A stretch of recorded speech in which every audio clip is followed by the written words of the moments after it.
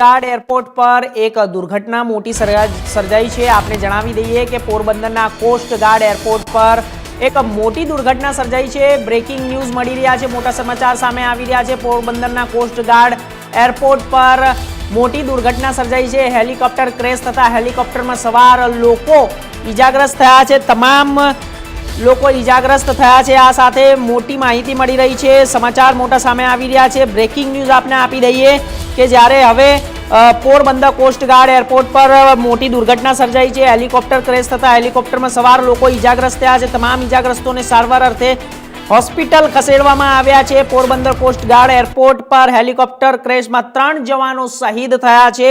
પોરબંદરમાં coast guard airport પર helicopter crash થયું છે, 3 જવાનો શહીદ થયા છે। સાથે પોરબંદરમાં આવેલ કોસ્ટ ગાર્ડ ઉપર હેલિકોપ્ટર ક્રેશ થયાના મોટા સમાચાર મળી રહ્યા છે।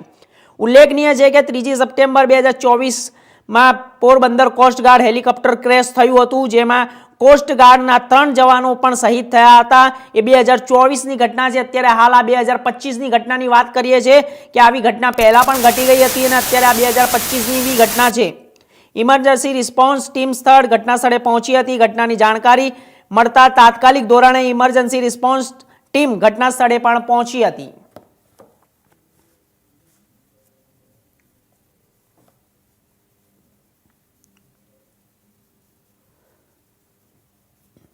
તો ઘટના સ્થળે ઇમરજન્સી ટીમ પણ પહોંચી હતી। હેલિકોપ્ટર ક્રેશ થયું છે, જેની અંદર 3 જવાનો શહીદ થયા હતા। પોરબંદરમાં આવેલા કોસ્ટ ગાર્ડ એરપોર્ટ પર હેલિકોપ્ટર ક્રેશ થયાના અહેવાલ સામે આવ્યા છે। આ સાથે જ એક મોટા સમાચાર પણ છે, 3 લોકોના મોત થયા છે। એર એન્કલેવ પર આ દુર્ઘટના સર્જાઈ છે। કોસ્ટ ગાર્ડના એર એન્કલેવ પર હેલિકોપ્ટર ક્રેશ થયું છે। આ ઘટનામાં 3 લોકો મૃત્યુ પામી ગયા છે। ઘટનાની જાણકારી મળતા જ તાત્કાલિક રેસ્ક્યુ ટીમ પહોંચી હતી, તાત્કાલિક પગલાં લેવામાં આવ્યા છે। રિસ્પોન્સ ટીમ ઘટના સ્થળે પહોંચી ગઈ હતી। મોટા સમાચાર છે। તો આ સાથે અમારી સાથે વધુ વિગત માટે પ્રતિક લીંબાણી અમારી સાથે લાઈન ઉપર જોડાઈ ગયા છે, અમારા સંવાદદાતા રાજકોટથી। પ્રતિક, શું છે આખી ઘટના અને કઈ રીતે આ ઘટના ઘટી છે અને શું માહિતી મળી રહી છે ત્યાંથી અને અત્યારે હાલ પરિસ્થિતિ શું ચાલી રહી છે?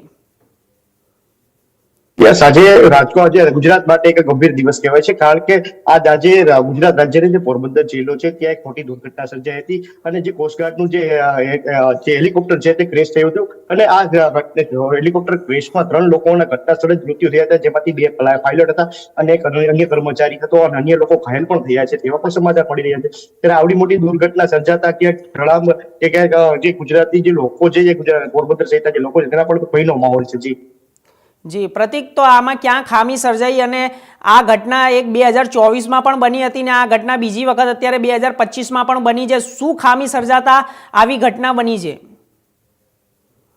જી, અત્યારે શું કારણથી આ હેલિકોપ્ટર ક્રેશ થયું છે તે બાબતથી કોઈ જાણ નથી મળી, પણ આ જે હેલિકોપ્ટર 3 મહિના અગાઉ પણ 2024ના વર્ષમાં પણ આવી રીતે 3 મહિના અગાઉ એક ઘટના બની હતી, તેમાં પણ એક હેલિકોપ્ટર ક્રેશ થયું હતું અને તેમાં પણ નાની એવી દુર્ઘટના સર્જાઈ હતી। ત્યારે આ જે કહેવાય છે કે વર્ષ દરમિયાન આ 2-3 વાર ઘટના બની ગઈ છે, ત્યારે 2025ના નવા જે નવું વર્ષ શરૂ થયું છે, નવા વર્ષમાં જ આવી ઘટના આવતા પણ લોકોમાં પણ એક ચિંતા દેખાય છે અને જ્યાં હેલિકોપ્ટર ધડામભેર જે ક્રેશ થઈને નીચે પડ્યું હતું, ત્યારે આ હેલિકોપ્ટરમાં 2 પાયલટ સહિત અન્ય કર્મચારી પણ તેમનું પણ જે ધડાકાભેર બ્લાસ્ટ હતા તેમનું પણ ઘટના સ્થળે જ મોત નીપજ્યું હતું। જી, 3 સિવાય બીજા કોઈ અન્ય લોકોને જાનહાનિ થયાના સમાચાર સામે મળ્યા છે?